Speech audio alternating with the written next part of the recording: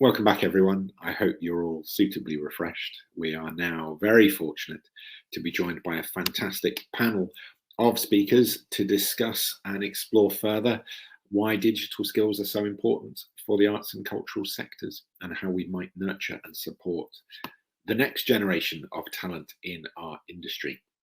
I am joined by Warwickshire-based director and Claw Fellow Robyn Winfield Smith, writer and digital creative Laura Horton, and digital consultant Holly Close. Welcome, everyone. Lovely to see you. Thank you. A reminder to our audience as well, before we get stuck in, that you can add your questions for the panel, either using the hop-in chat function or the Q&A function as well. We'll be monitoring both of those. So if you have any questions about digital skills and the skills ecology, then please do feel free to ask, and we'll try and cover as many of them as possible. Welcome to all of our speakers, though. Lovely to see you all. I wondered if I might kick off with a very broad but important question, building on some of the things that we've heard from our other speakers, simply to talk about that skills pipeline, about what sort of condition you feel the digital skills pipeline is in at the moment. Do you think that we're getting good digital creative talent coming through the sector, or are there gaps that you've experienced yourselves? Laura, can I start with you, please? Sure, yeah. I mean, I would say it's strong. Like, the pipeline is clearly strong. There are some incredible creative people out there. You can see that, and you can see that through the, how competitive the strands are with the space. There are so many people applying, which is amazing. But I can only speak for theatre. I'm a theatre PR and writer. I think in the Venn diagram of tech professionals and theatre professionals, that bit in the middle is still quite small. And I think there are a lot of theatre people that would love to explore digital skills and just don't know where to start. And so as such, there are a small pool of people doing it incredibly well, and a lot of that work is being outsourced. But I think there could be more work to do, because I think there are a lot of people out there that have the interest but don't know how to go about starting. Yeah, absolutely. Holly, do you mind if I come to you? Would you agree with that? Yeah, I definitely think Laura's brought up a really interesting point there. I think also the word pipeline is quite a tricky one for the arts and cultural sector. I think it implies there's kind of a linear, straightforward route that everyone's going in one direction for. And I think we probably all know that, careers in the arts are a much more sort of squiggly pipe than a straightforward one. And I think the thing that I often find with organizations that we work with in the space is not necessarily that there's a skills gap, but there might be a confidence gap. So people are working within digital infrastructures where, they've been built for these huge corporate organizations to work with. And if you're just one person working on all the marketing for a really small theatre company or arts company, it's so overwhelming, and they don't make it easy for you to do. So I think having things like the mentoring that the space provides, and kind of other organizations like the Arts Marketing Association, I think that's really helpful for kind of helping boost people to know that, yeah, you can do it. You just need to give it a go. Yeah, absolutely. That's great. Thanks, Holly. And I think as well, sometimes if you do have smaller organizations or kind of mid-sized teams as well, I think sometimes we can feel as creatives that equally we have to be creative technologists. And actually that might be a role that, rather than us learning to fill that post, we need to actually learn to collaborate with other people in that way, perhaps, as well. Robyn, do you mind if I come to you you're obviously a director working across a range of technologies and with a range of people. Where do you think there's the most demand, and what skills do you think we're seeing a greater need for? Wow, that's a very broad question and a brilliant one, which I will kind of endeavour to answer. I should flag, though, I think that's a fantastic point that Holly's just made about the non-linearity of the kind of training pipeline. And I think what you're talking about, Rob, as well, the fact that quite often there's not an opportunity to put into practice the learning that may have taken place. And this is across not just digital skills, but I think generally in the creative industries, it is difficult once you've acquired a kind of entry level critical mass of knowledge, it can be difficult to then progress to the next, what feels like, level. And I think opportunities to kind of have hands-on experience are where I think artists are perhaps suffering a little, because it's difficult to get those opportunities to put the skills into practice. And I promise that's connected to what you actually asked me. Just because I think there's two sides to what you're asking. And I think one is to do with something that brilliantly Harmeet and Becky have already really brilliantly talked about, the need for decision makers and creative producers who have deep knowledge across multiple disciplines or sectors, so that they are able to collaborate effectively across media. And I think if those people are in place, it becomes easier to integrate shadowing programs or traineeships, where people who need that kind of step up to the next level. I think if there are processes that are being run in such a way that they can integrate different disciplines and media, then it becomes easier to provide that training ground for people. And I think the other answer has already been alluded to, and I forget who said it now. It might have been Hayley, who talked about the need for highly technical positions. So to kind of name check a space production, so Greyman, which was a digital R&D commission for the space, we found that it was incredibly difficult to find highly specialized people such as grip or focus pullers or colorists. Now, those are positions that exist quite firmly within the kind of screen space. But as people push into digital forms that start to question what those boundaries are, I think those roles become really important. And of course, we face a bit of a challenge in that the economies of scale are different. The training pipelines, if we could call them pipelines, are different as well. So I think this probably pushes into another question that we might touch on later. But I'd say that those two areas are where the skills gaps feel like they are at the moment. And if I might just add right on the end there, that if we were to have creative producers and perhaps decision makers within organizations who do understand how to work across different media, then perhaps we'd also be joining up the creation process that might involve, say, prevising using a real-time game engine, a production design. We might join that up with an audience experience that helps reach new audiences and maximize kind of revenue from ticket sales. So I think there's great value in going down this route of exploring what the digital creative industries are opening up for us and what the advent of the metaverse and so forth offers. But I think there's a gap in knowledge, both within organizations and to some extent in terms of the deep knowledge of creative producers working across media, that currently makes that a little tricky. Yeah, absolutely. That's fantastic. Thank you so much. Thank you so much.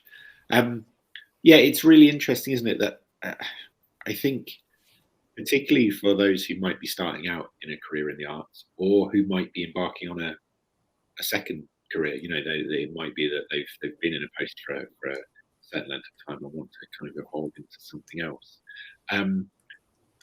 I suppose, what do you think the challenges are in knowing where that demand is and where it's likely to continue to be as well? So if you are a professional or a student even thinking, I'm going to embark on this career, is there a way of helping them better understand what skills they're going to need?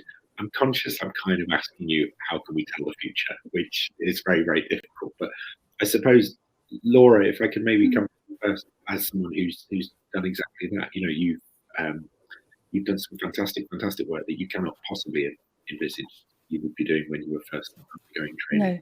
Can I ask you to speak to that a little bit?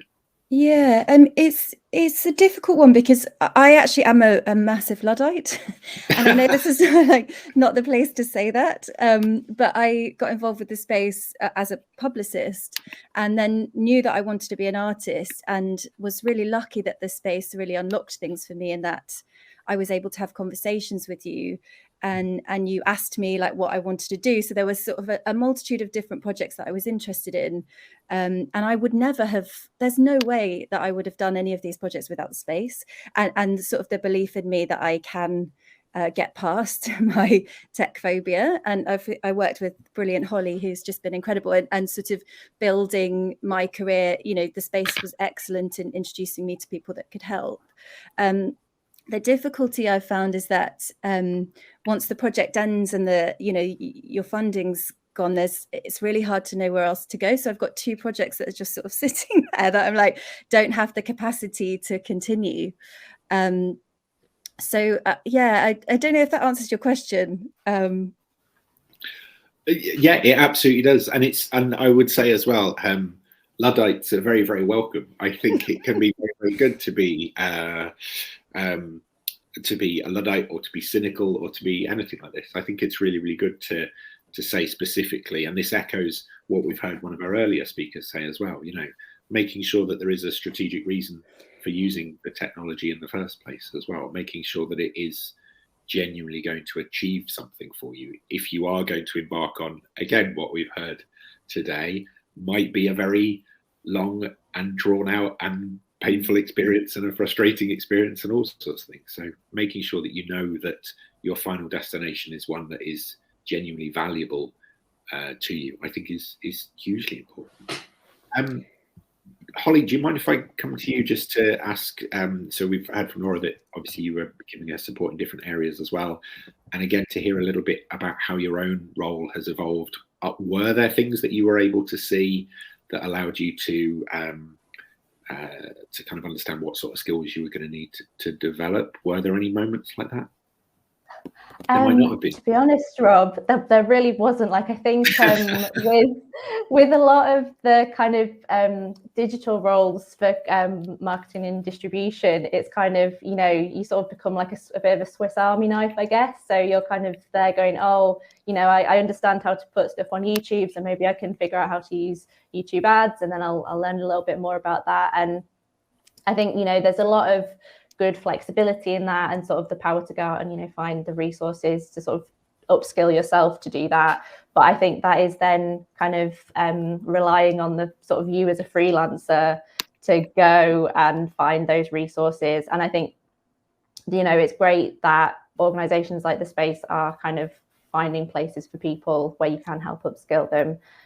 But it's time as well. I think if you're really busy with a lot of projects, it can sort of feel like, you know, stuff gone by the wayside in terms of doing that upskilling.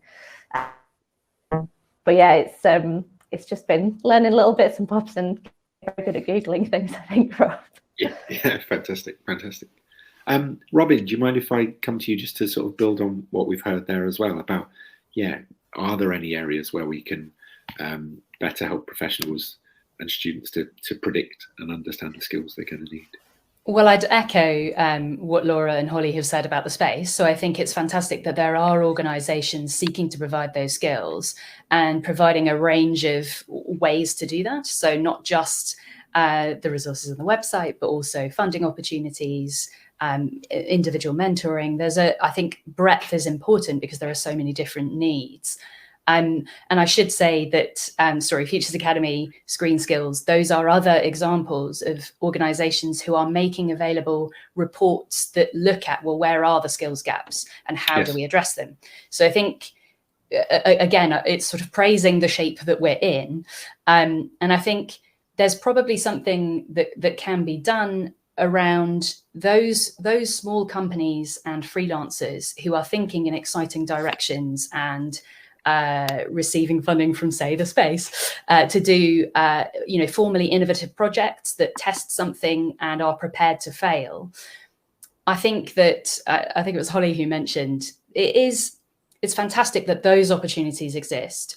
What is often the case for a freelancer, whether it's projects in relation to a project or whether it's in relation to training, is the sort of runway into the job, the project, the training, and the runway out of it. And I think if we're looking to support people in the industry, there's something around finding ways to protect that time so that good planning and good evaluation can happen. And I don't know how we solve that, beyond doing something radical, like the idea of taxing companies that are making revenue from AI by 98% to create UBI. There are there are kind of big things that would need to change in the structure of not just the industry and the sector, but society for that to happen. But perhaps organizations investing in the headspace of the individual, knowing that by investing in those minds, we are creating a kind of better future, not just for the content, but for the workforce and for the audiences who will ultimately become our collaborators and our participants and possibly creators. You know, we're in a world where that is excitingly the case. Do you know what I mean? Yeah, I know exactly what you mean. It's interesting. There's someone in the comments, as Andy Brunskill. Thank you very much, Andy, who has already talked about. He's a theatre maker who's founded a company with a game designer and a software engineer in order to directly address that idea of interdisciplinary skill sharing, which I think is hugely important. And yeah, that idea of making sure we are supporting people in different ways, really making sure that we are, and I think this goes back to what a few people have already said and what you were talking about here as well, that time to, when using emerging technology, when using new types of outputs, that time to evaluate, that time to reflect on what's happened, what's been learned, and I think also permission for things not to succeed in the ways that we would have anticipated as well. So a project might have significantly different outputs from what we expected, or it might have a significantly different response from audiences. So we heard earlier on, someone even went so far as to say a lot of immersive technology is still taking shape, not driven by the technology, but driven by what audiences want it to be, what audiences want that experience to be. And all technology is driven in that way. It's whether or not you've got that buy-in from the people that it's been built for as well.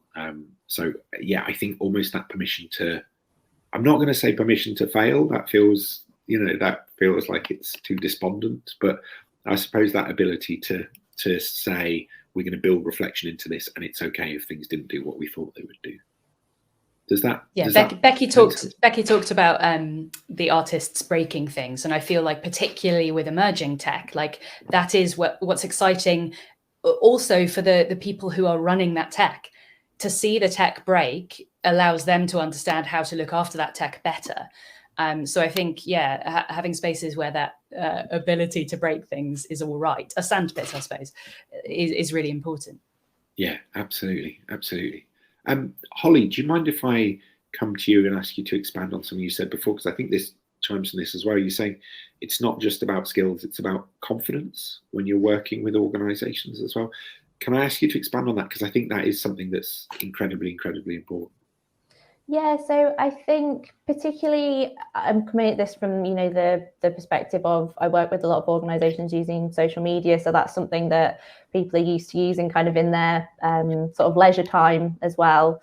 And I think people often feel like, because I've used it sort of outside of work, maybe I don't know how to use it quite in the professional way. And I feel like so often with organizations that we work with the space, people know exactly what it is that they need to do. They've figured it out exactly, but it's just pressing that button just fills people with a whole amount of dread. And I think that kind of goes back to, not saying permission to fail, but maybe permission to experiment. I think people are worried that just clicking the wrong button, they're going to throw the whole project out of whack. But normally, you can press undo somewhere.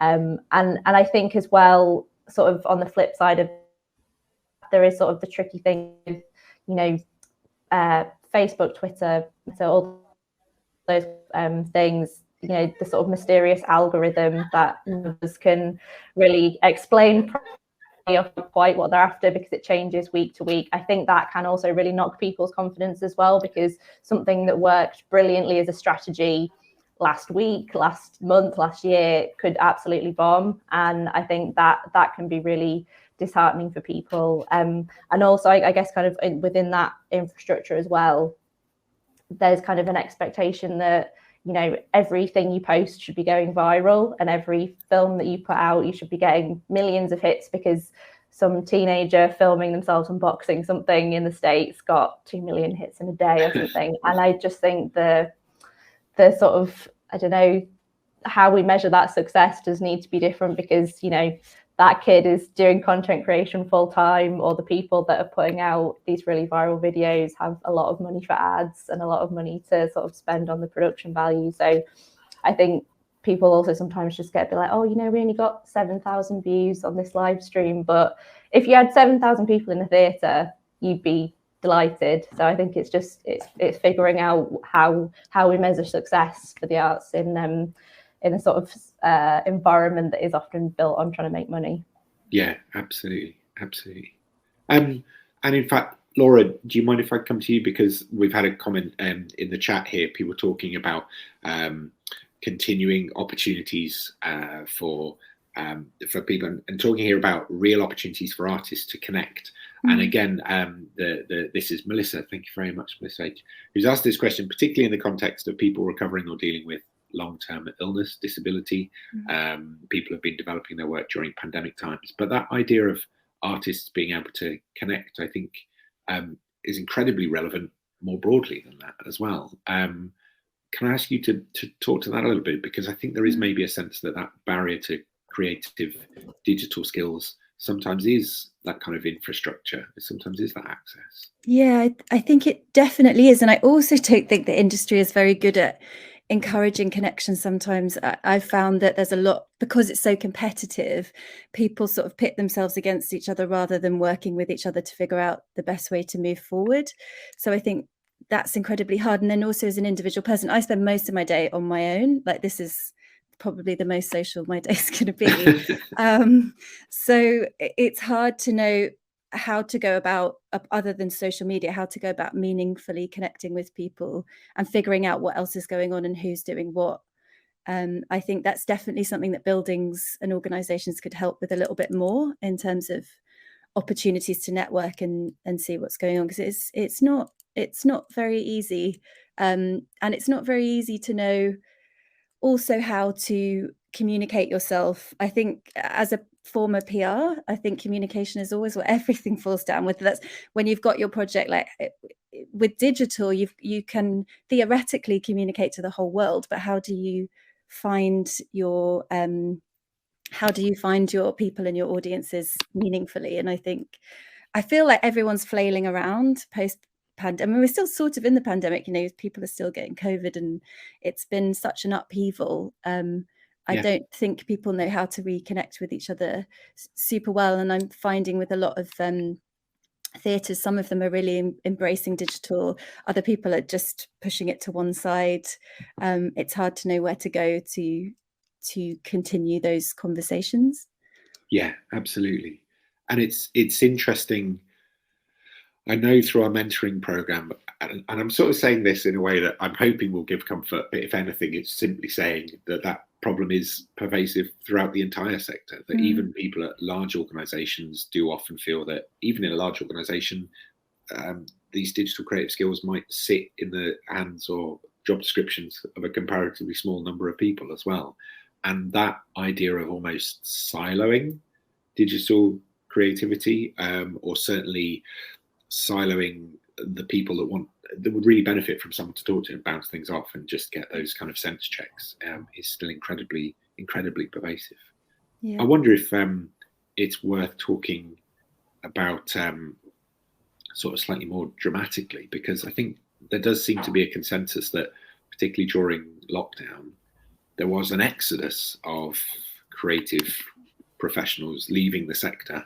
And I think it's been noted for a long time as well that without an adequate route for people to progress digitally, the sector is going to struggle to keep hold of them. I mean, did you get a sense of that? And do you have any thoughts on maybe what the driving factors might be behind that exodus, and how we can maybe make the sector more attractive or secure for the future? It's definitely money. I mean, all of the people that I know that left, it was down to money, or like opportunities disintegrating. And also the sector is very bad at evolving and developing people. Everyone wants the next big new thing.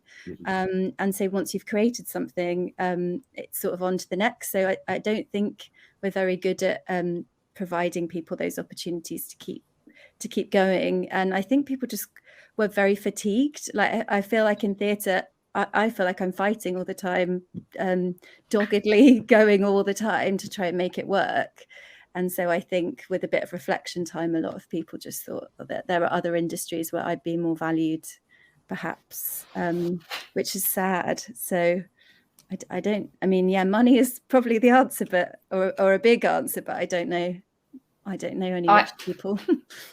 I think that's like definitely true. I've started characterizing theatre as like a lift that has basically not been functioning properly since at least 2008. And there's a lot of people crammed into this lift trying to get to the next floor. And there's like great people trying to keep it working. Like there are Arts Council relationship managers everywhere trying to sort out the lift. But ultimately, a lot of people have stepped out, not necessarily just because they want to leave forever, but because they can see that it's oversaturated with people who need paid work in order to fulfill, their lives, I suppose. And I think there's something about, if we have stepped out of the lift, looking for whether it's actually necessary even to go to the next floor, whether there are more exciting routes that we can take. And that's where I think places like the Space are really important, because it's looking at new digital forms rather than just being bound by the old kind of structures of what you might do in for example, theatre. So I agree completely with Laura and would say that a lot of people have stepped out for financial reasons, but with different motivations as to how they're going to use their skills and what they're going to do once they're out of the lift. Yes, that's fantastic. Thank you. To go back to what Laura was saying about that sort of feeling valued as well. I think something that I find really lacking, particularly as a freelancer, is there's a project will come to the end. You'll send someone their invoice. It'll be like, okay, thanks, bye. And there's no sort of, I really think the industry could benefit from like exit interviews from projects, because I think that would allow for like a conversation between the organisation and the freelancers to sort of get a sense of what went well and what didn't, but also sort of thinking about this sort of digital training, like what people could benefit from in the future, if it's something that the organisation might be able to provide, or if they'd be able to point the freelancer in the right direction for sort of other contacts that they have who could mentor or support them kind of through that. And also sometimes I think, as a freelancer, you might go into a company and think, oh, the way you're doing that is a little bit confusing or sort of fussy. Like it would be good to have an opportunity to say that after the project's done, to sort of have that bit of a conversation about ways that the organisation might be able to sort of perform better.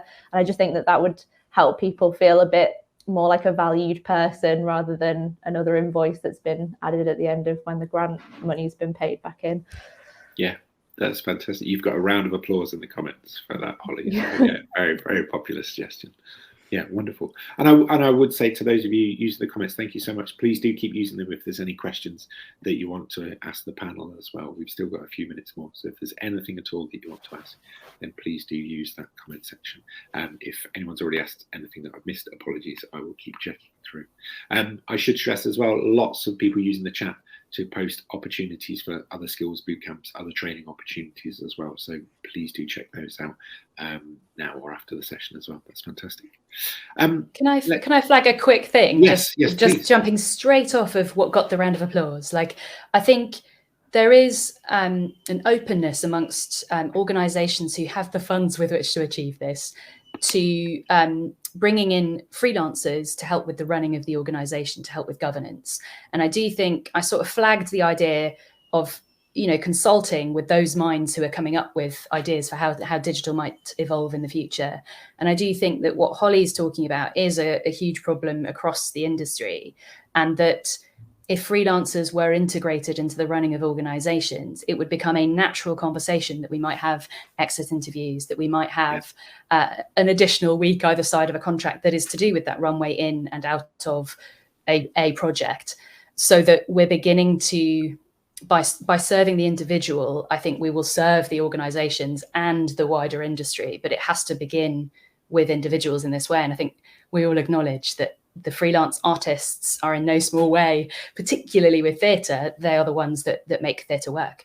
So yeah, I just wanted to flag that that's a really clear way that organisations can help start to integrate freelancers into their work, and therefore think about things like digital across all areas of the organization rather than just in isolation and siloed.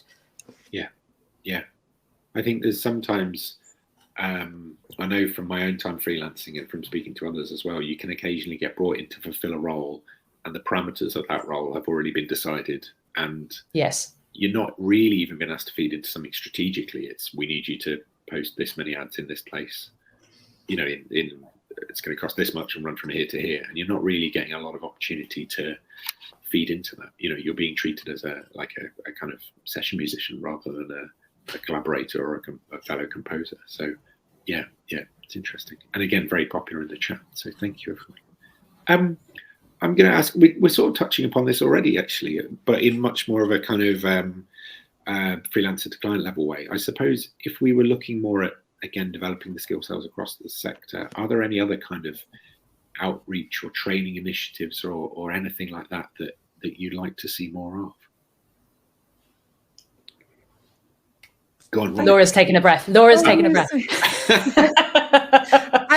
I'd really like to see more of like the sort of business of digital, like how to keep projects going once you've started them. And I think distribution is such a huge problem. Like there are obviously lots of brilliant work, and I don't think there's enough platforms for everything. So I think those conversations and the sort of grassroots training for people who just have no clue where to start would be great. Yeah, absolutely. And Robyn, did you have your hand up as well? I did. I was just jotting those down because I had a point, but of course it's vanished now. Sorry. I could no. I completely agree with what Laura's saying there, and particularly distribution. I think there's something about the opportunities for shadowing and observation actually being really valuable, and they almost stand in for having your hands on the job. And I'll give an example. So Liminal Labs is the kind of strand that Liminal just started, where explicitly we are offering training that is underneath a live production process. So for example, with Hayley's work on the RSC's live performance events, or it could be a virtual production shoot that's taking place, but providing training that is 100% designed to be underneath that production process so that people are getting observation of a professional process in action, and where possible, more bespoke shadowing. And I think in addition to this idea of offering shadowing to people, there's something which I've already referenced about opportunities for progression. So with every cohort that is served by one element of training, trying to provide the next level as well, and perhaps using that as a way of filtering down to a new cohort at the same time. Just, I suppose, thinking smarter about how those training opportunities are given out. Yeah, absolutely. And it's interesting, I think, speaking to that as well, we've got a comment from Pip Powell at the University of Wolverhampton Screen School, who are very kindly hosting us tomorrow. We're going to be there for tomorrow's session, who have an advisory board that they welcome people to join, and again are offering networking as part of this whenever they meet up as well, which is really nice. We'll hopefully hear more about that tomorrow. Yeah, fantastic stuff.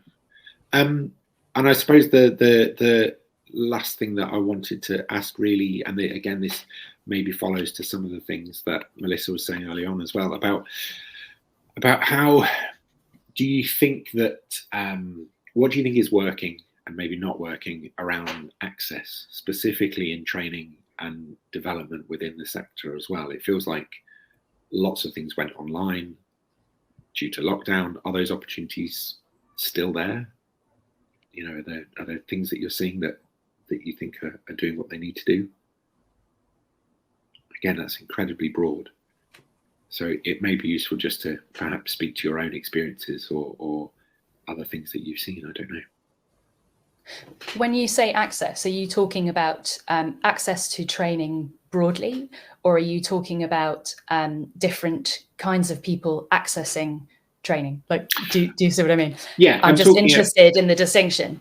Yes, let's say we're talking about making sure that these opportunities for training and development are available to everyone. So access with a capital A, I suppose you could say.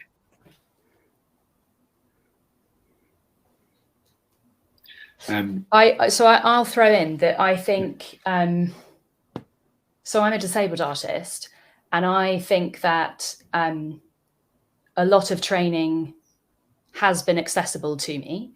And I think that that's largely because of organisations like the ones I've already talked about, so Story Futures Academy, ScreenSkills, The Space. And I think what's interesting is that the training that I've had over the last sort of 2 years, that hasn't come to me through bespoke discussions, which feels like the way into a lot of screen-based work. It has been literally kind of writing an application or recording a video for an application in order to access that training. Yes. What I think can be missing is ease of pathway to getting bursaries that enable you to take the time out to do that training. And also something about how to articulate access. So I still am not quite clear on how to articulate my access needs. So maybe that is a thing the industry could be doing as well, as helping people how to articulate those needs in such a way, because so I'm part of the freelance consultation group at the RSC, and we were talking about fear yesterday, that freelancers feel to call out things. But if one were to kind of flag an access requirement and feel that is a barrier to an organization then offering you support, that's a problem, and that is sort of how it feels. So finding ways to articulate needs in such a way that we're not feeling like we're reducing our opportunities. Yes. Yeah, absolutely. That's a fantastic point. Thank you very much, Robyn. Holly and Laura, is there anything else that you want to say before we wrap up? I guess just sort of talking about opportunities, I think a lot of that comes down to how you're communicating. And I think it's very elusive sometimes to know where to look for things. And I think that, that's always been the problem, developing audiences and finding people. So how can we better put the opportunities out there so we're not speaking to the same people again and again? Yeah, absolutely. Yeah, thank you. And Holly, anything before we wrap? I guess it would be really great to see. I love the thing that Hayley was saying in the previous session about sort of the cohort that came up together through the filming performance boot camps. And I think that's something that people can benefit from kind of at any stage of their career. And I think that would help with a lot of what you were saying, Laura, as well, about sort of getting the word out about opportunities to a range of different people, because as you grow those networks, that's going to be really helpful. But yeah, if anyone's able to facilitate that in a wider way, I would love to be part of those. That's wonderful. Thank you very much, Holly. And thank you again to Laura and Robyn as well. Fantastic comments in the chat as well, and fantastic responses to a lot of the points that you've been making, being pulled out individually. Again, rounds of applause throughout. So huge thanks to all three of you. That really is massively appreciated. Thank you very much. Wonderful. Thank you again to all of our speakers so far. We're now going to come to our next guest, who is our final keynote of the day. Seetha Kumar, Chief Executive of ScreenSkills. Having led ScreenSkills since 2015, deepening engagement and increasing involvement within the industry to deliver a responsive and effective strategy for identifying and meeting the current and future skills needs of UK Screen, offering vital practical support to a fast changing sector in a globally competitive market. And therefore absolutely perfectly positioned to deliver this keynote. That's fantastic. You're here to take us through a view of the training ecology across the UK and to talk to us about recent ScreenSkills initiatives, I beg your pardon, plus a look ahead to what's coming down the line. Welcome so much, Seetha. It's wonderful to see you here. I'll hand over to you. Thank you. Thank you very much, and thank you very much for having me. Do we go to the first slide, please? I think one of the things I want to reflect on, and I was listening into the conversation just now, creativity and innovation doesn't happen without people. So in my view, if creativity is the driving force that inspires incredible content of any kind, of any form that we're also passionate about, then people are the engine that makes that content come to life. So talent and skills are the fuel that powers that engine. And this is something I've believed very strongly in and believe strongly in.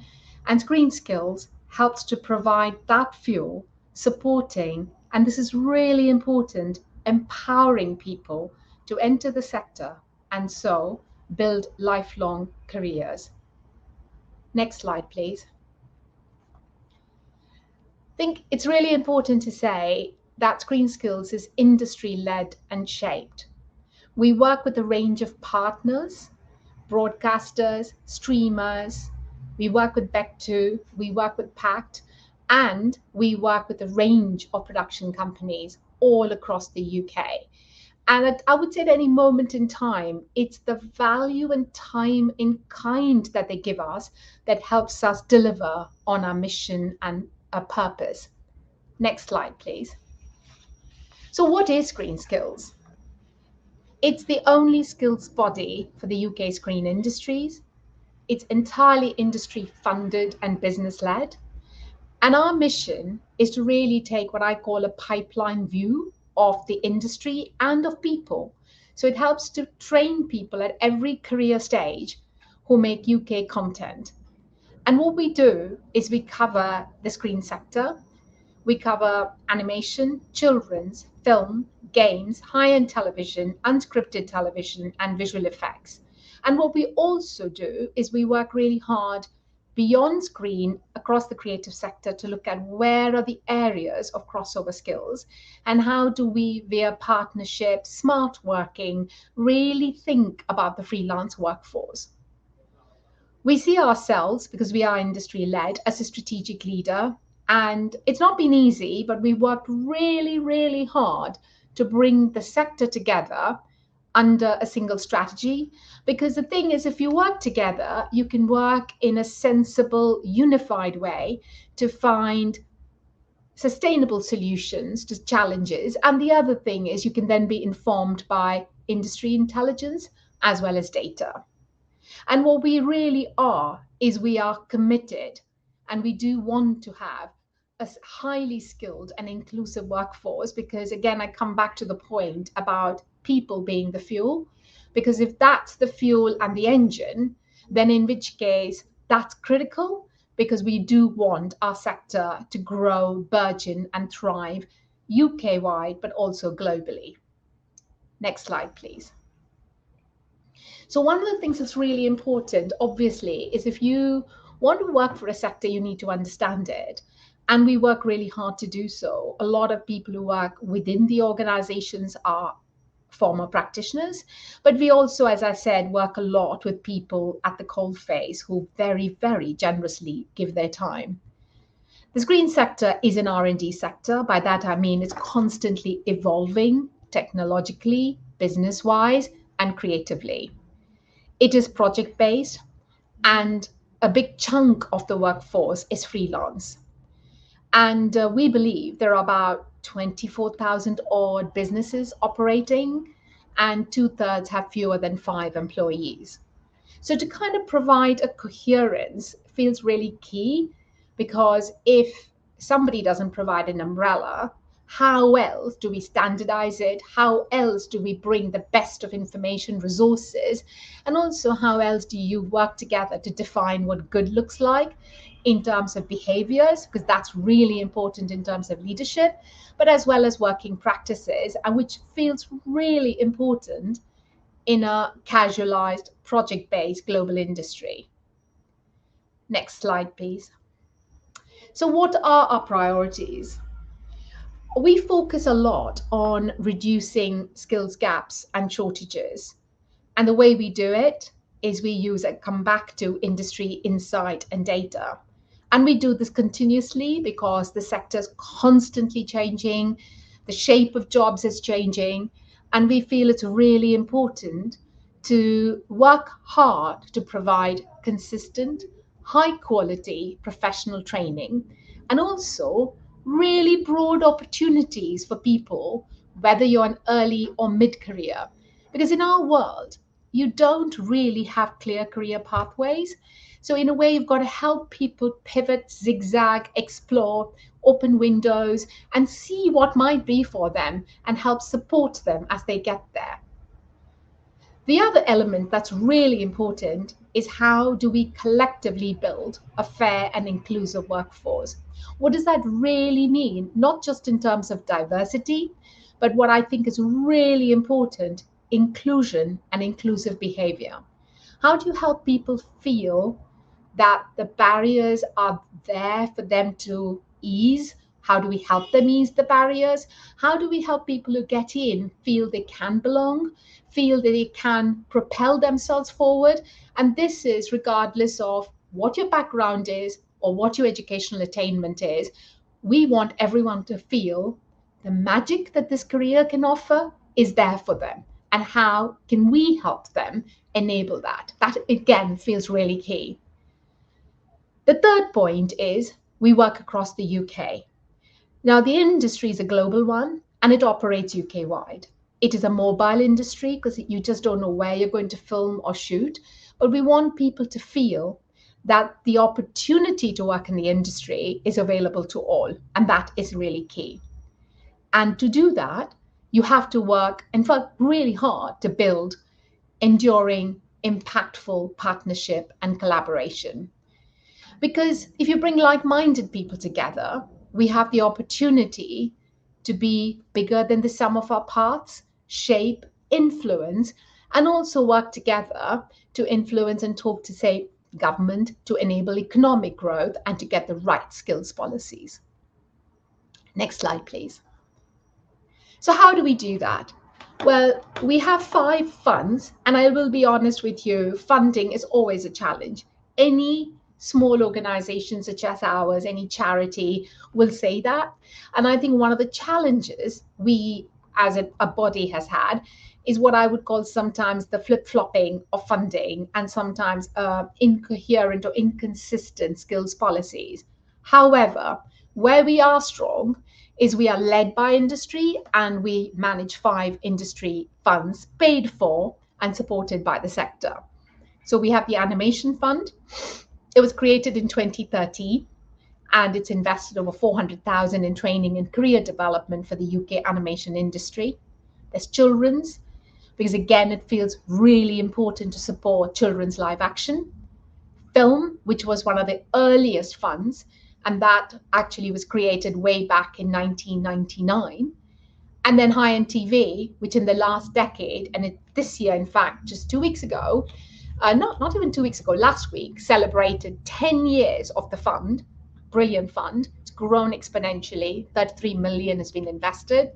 And not just the broadcasters, but all the major, in fact, all the production companies is very much led by the indie production company. That's a brilliant fund and has done great work. And then the new baby to the lot is Unscripted, which was launched in 2021. And with specific commitments to nations and regions and diversity and inclusion. And the partners include almost everybody: BBC, Channel 4, Sky, A&E Networks, UK, Discovery UK, Channel 5, Netflix, ITV, Amazon, UK TV, and again, we've just had S4C join. So these are the funds led and managed by industry, which helps us invest in skills and talent across the UK. Next slide, please. I talked a lot about the importance of a unified strategy. And this is something we really believe in. As a sector, we are fragmented. The business model is fragmented, and that's fine. But if you have a skill strategy that's fragmented, then you're not going to be effective, efficient, or build, I would say, greater resilience and also compete globally, because you do need a global standard. And I think if we work smartly, we're leveraging the best of what each has. And this is something I know ScreenSkills has worked incredibly hard to do. We have a brilliant board, brilliant skills councils, and amazing working groups. So that is something, it's a work in progress because it takes time, and it's like, you know, creating a quilt, and it's lots of different pieces, but it is something I know everyone who really believes in skills is committed to. We also want to leverage cross-sector expertise. So we look across the subsectors and think, what are the areas we can work smartly on, collaborate? For example, we have e-learning modules we've created. The COVID safety one was obviously the one, because when it emerged just around the pandemic, it helped everybody across the sector go back to work, because it almost became the thing you did before you went into production. But then we've got other e-learning modules which are used sector-wide, whether it's bullying, harassment, or mental health. And do have a look at our website, because there's a range of them. Inclusion, I mentioned it before, it's something I feel really strongly about. And what we decided to do earlier this year is work with the University of Glasgow, because one of the things we think is important to keep challenging ourselves. You may think you're making progress, but are we? Could we do better? And we felt that we, as a skills body, work with a breadth of training providers, and we set targets. We are set targets by those who fund us. So in a way, what we wanted to understand is actually looking at all these targets, what's the intelligence? Could we do better? Are we using reference data sensibly? Are targets contradicting each other? What else could we do? And actually, again, I would urge you, do have a look at the playbook, because what the playbook does is it defines key terms and principles, and it sort of builds on what's happened to make recommendations to create support. And we, again, our commitment is, how do you have an inclusive workforce? And this is going to take time, and all of us need to work towards it. And then apprenticeships in the screen industries. Now, this is something we have lobbied incredibly hard from the beginning, to think, actually, what are the flexibilities we need to make apprenticeships possible in the sector? Because in a way, having apprenticeships is about working as you learn. So the concept is good, but the way the current rules are make it really difficult. And so we have done one pilot and halfway through the second. And what we decided was to publish an evaluation. And again, I would say, for those of you who want to better understand how the system works and what the challenges are, particularly if you're project-based and you're working with SMEs, do read our report. It's available on the website. Next slide, please. So finally, a quick sort of sum up of some of our training programs and initiatives. So I'm just going to call out some, because we do a lot. A lot's available freely. We do a lot of key grade shortages, but there are also what I call programs which are slightly longer term. So there's First Break. It is supported by High End TV. It's a pre-entrant inclusivity program, and the aim is to demystify entry into the industry for individuals from socially excluded and diverse groups. Leaders of Tomorrow, it's now in its third year, and again, it's supported by the High End TV Skills Fund program. And it's really about, how do you help people who are at mid-range or slightly lower than mid-range? How do you help accelerate their career? What's the scaffolding and support you give them? And this could be mentor, it could be specialist advice and support, funded placements, but it's genuinely helping people carve that pathway up. Series Producer, it's an unscripted program, and it's in the 6th year. And what that does is it again provides support to help producers and directors develop skills to move into series producer roles. And in this year, actually, all participants are from across the nations and regions. And something to note in terms of progression is, since the program launched in 2016, at least 16 alumni have become commissioners at mainstream broadcasters, including BBC, Channel 4, and UK TV. Next slide, please. And then a couple of others. Trainee Finder, it's an entry-level work placement program. I think we have about 300 odd people every year working across animation, children's, film, and high-end TV, and it returns in 2023. Film Forward, which supports professionals from minority ethnic groups to advance into senior roles. And then, of course, given the pace of change, virtual production, we were one of the first to jump in when you saw the changes happening during the pandemic. And we've keep offering a range of training and development programs to support and sustain the burgeoning industry. Portfolio careers. Now, this feels really important in a world of change and a world where sometimes there's growth and then sometimes there is a bit of a slowdown. How do you help people who can transfer across different subsectors work together? And we worked with the Arts Council England and produce materials and tools for people so they can identify transferable skills and transition more easily between creative and screen. And then, as I mentioned earlier, we have a huge suite of e-learning for everyone. And do have a look, because actually, even though it was co-created for screen, there are resonances for people across the wider creative industry, and it is free, it's available, and I would say avail of it. So that's very briefly a quick sort of romp through what ScreenSkills is, what we're about, and how we think about skills and training. If there are any questions, I'm more than happy to answer them.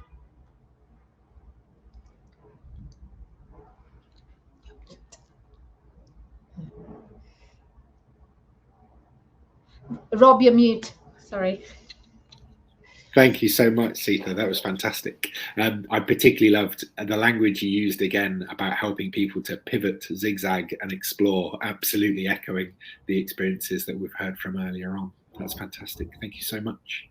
And a lot of absolutely brilliant, really, really practical directions that people can go in when looking for help and support. So enormous thanks. If anyone does have any questions, do forward them on to us, email them on to us, and between us, we'll try and help however we can. We've run out of time, so it comes to me simply to say thank you to all of our incredible guests today, to Arts Council England for supporting Digital Culture Talks. Thank you to the University of Wolverhampton as well. We'll be there tomorrow too. I have one final opportunity for all of you as well, which is simply to let us know what you thought of today and how we can continue to evolve and tailor these events. We'll be posting an audience survey in the chat. I'm sure you get a lot of these, but if you can complete it, it allows us two things. It allows us to make the case for more of these kind of sessions, for more of this kind of support. And obviously it lets us better understand yourselves and what you need and how we can improve these events moving forward as well. So we really would be really grateful for as much feedback as we can possibly get. If you can take some time to fill that in, that would be absolutely fantastic. And I will finally say an enormous thanks to all of you for your comments in the chat, which have been wonderful, to our BSL interpreters as well, and to all of the team behind the scenes. Thank you so much. We'll leave the chat up for a moment so you can grab any links, and thank you again. Bye-bye.